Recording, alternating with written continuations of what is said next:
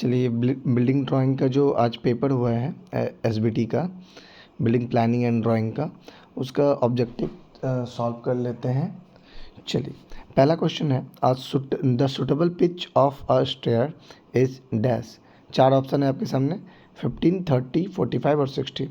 आसान question, 30 degree is a correct answer.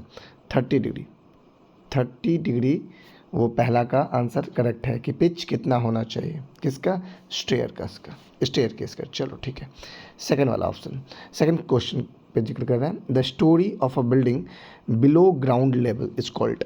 मतलब किसी भी बिल्डिंग का जो बिल्डिंग के नीचे, ठीक है, ग्राउंड लेवल के नीचे वाले को क्या बोलते हैं। तो फर्स्ट इज करेक्ट आंसर, जिसको बेसमेंट बोलते हैं। ठीक है, basement is a correct answer. Second का आपका आंसर क्या हो जाएगा, बेसमेंट हो जाएगा। ठीक है, चलो तीसरा क्वेश्चन क्या बोल रहा है भाई, the plinth height of a building from the crest of the road should not be less then.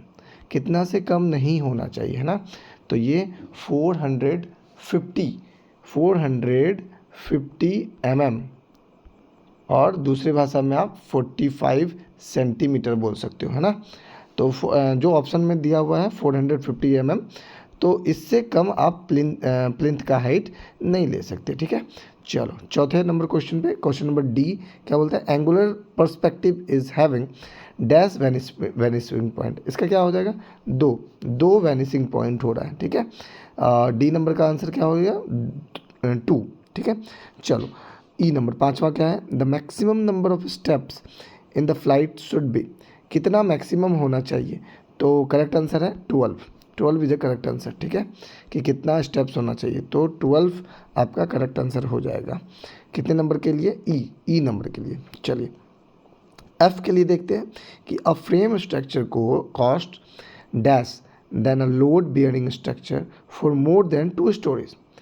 इसमें आंसर हो जाएगा आपका मोड।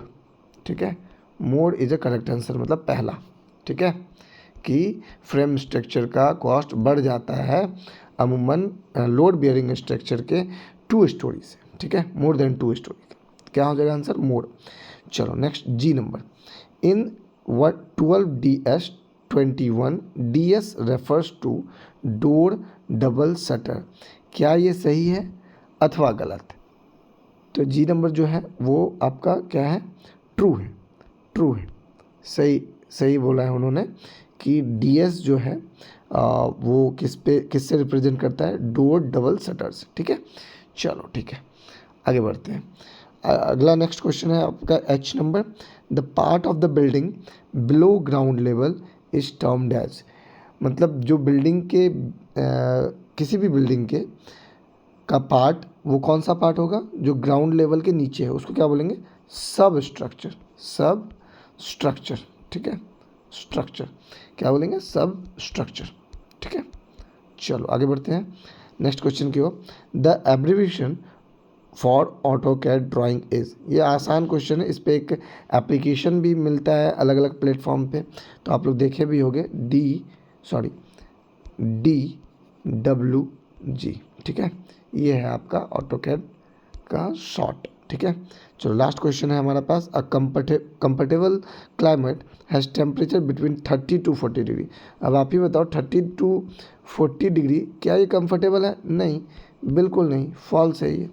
आंसर क्या है, फॉल्स है। आपका 27 डिग्री आप बोल सकते हो कि कंफर्टेबल है, लेकिन 30 to 40 नहीं, है ना।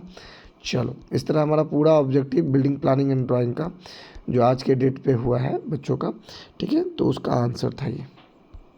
Thank you.